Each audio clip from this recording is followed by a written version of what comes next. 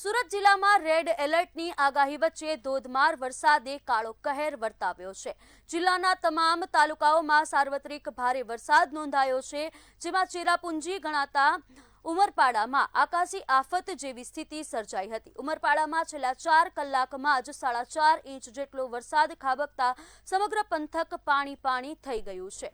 ભારે વરસાદના પગલે જંખવાવ ગામે રસ્તાઓ પર પૂર જેવા સ્થિતિ છે તે જોવા મળી હતી। જંખવાવ પાસે મુખ્ય માર્ગ સંપૂર્ણપણે જળમગ્ન થઈ જતા વાહન વ્યવહાર ખોરવાયો હતો, જેને પગલે તંત્ર દ્વારા આ રસ્તો તાત્કાલિક બંધ કરી દેવાયો છે। જ્યારે બીજી તરફ બારડોલી બાબેન રેલવે અંડરપાસમાં 5 ફૂટ જેટલું પાણી ભરાતા અંડરપાસને બંધ કરી દેવાયો છે। પુનિત ઇંગ્લિશ સ્કૂલ પાસે પણ ઘૂંટણસમા પાણી ભરાતા વિદ્યાર્થીઓ અને વાહન ચાલકો ભારે મુશ્કેલીમાં મુકાયા છે।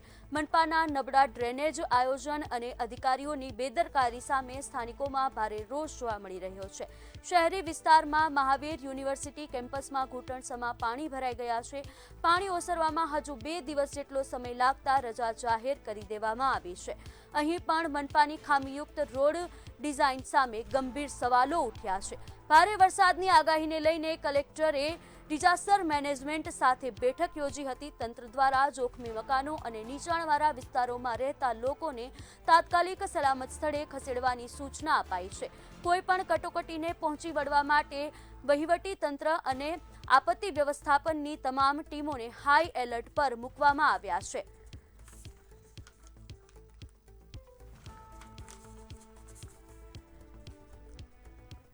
તો આજ મુદ્દે આપણી સાથે ચર્ચા કરવા માટે કાપડના વેપારી લલિત શર્મા છે તે જોડાઈ ચૂક્યા છે। લલિતજી, આપનું મંતવ્ય ન્યૂઝમાં હાર્દિક સ્વાગત છે। હાલ સુરતમાં પાણી છે ભરાયું છે, તેની પરિસ્થિતિ કેવી છે?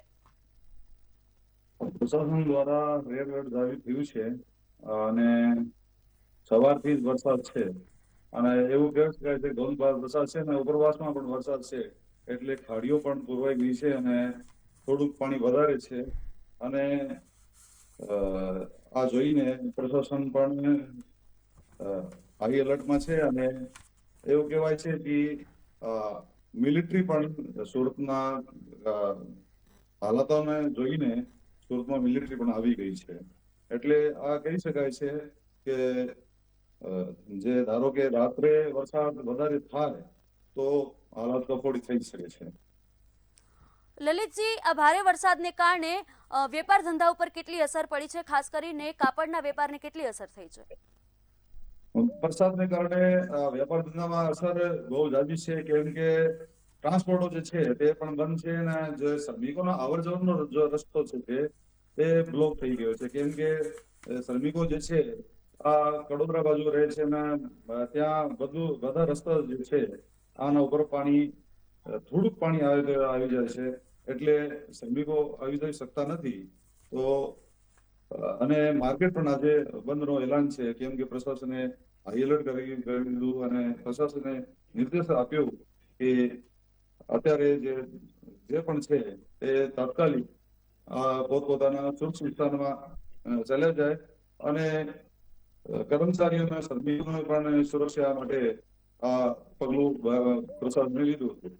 તો ટૂંકમાં હું એવી કહી શકું છું કે જયારે વરસાદ જરૂરી છે, કેમ કે વરસાદ વગર કંઈ પણ નથી, પણ જયારે ભારે વરસાદ થાય તો આ કાપડ બજારનો જે આપણો ધંધો છે એ બહુ પ્રભાવિત થાય છે આનાથી અને બજારમાં પણ ગ્રાહકી પણ ઓછી થઈ જાય છે અને ડિસ્પેચિંગ બંધ જેવું થઈ જાય છે, કેમ કે ટ્રાન્સપોર્ટો માલ નથી લેતી અને ટ્રકોની અવર જવર જે છે ઓછી થઈ જાય છે, એટલે બહુ અસર જે છે આપણે જોઈ શકાય છે।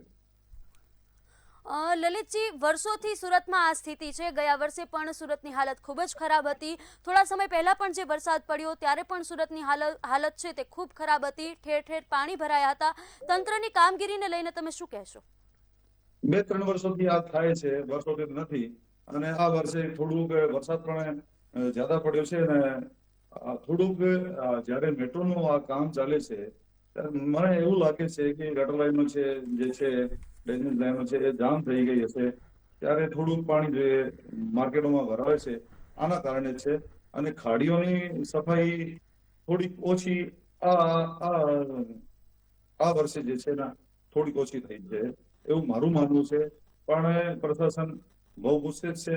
પ્રશાસનની જે કામગીરી છે આ સારી ગણાય છે, પણ થોડુંક ધ્યાન વધારે દેવું જોઈએ, કેમ કે નુકસાન જે છે એ આની ભરપાઈ થાય શકે એમ નથી, કેમ કે આપણે જે investmentના જે વેપારીઓ છે, જે વેપારીઓ છે આની પાસે ઇન્સ્યોરન્સ પણ નથી હોતું. એટલા માટે થોડીક બેદરકારી તો જોવા મળે છે, પણ શું કહી શકાય છે, કેમ કે વરસાદ કોઈના હાથમાં નથી. લલિતજી, આગામી સમયમાં આવી પરિસ્થિતિ ન સર્જાય તેના માટે તંત્ર પાસેથી તમારી શું માંગ છે? ખાડીઓની સફાઈ અને ડ્રેનેજ જે છે આની અવારનવાર સફાઈ જે છે આ ડ્રેનેજ તંત્ર પાસે મારે આ એમ કેવું છે. અને માર્કેટના જે વેપારીઓ છે આને પણ મારે એવું માનવું છે કે જે પણ બેસમેન્ટમાં છે, અંડરગ્રાઉન્ડમાં છે, આને થોડુંક વધારે ધ્યાન રાખવું જોઈએ. માર્કેટ એસોસિએશનો છે આને પણ પંપ અને આ બધું ગોઠવી લેવું જોઈએ, કેમ કે વરસાદ જે છે અત્યારે તો ચાલુ થયો છે. હવે તો ચોમાસું બેઠ્યું છે અને ચોમાસાના જતા દિવસો બાકી છે, ત્યારે અત્યારે આપણે જે બધું કરી રહીએ ચાલુ છે. અને પ્રશાસનની પૂરી કામગીરી હું એવું કહેવા માંગુ છું કે ખાડીઓને લઈને અને ડ્રેનેજને લઈને થોડી વધારે કરવી જોઈએ. ત્યારે જ માર્કેટના કપોડી હાથમાં નીકળી શકે. જી લલિતજી, અમારી સાથે ચર્ચામાં જોડાયા તે બદલ આપનો આભાર.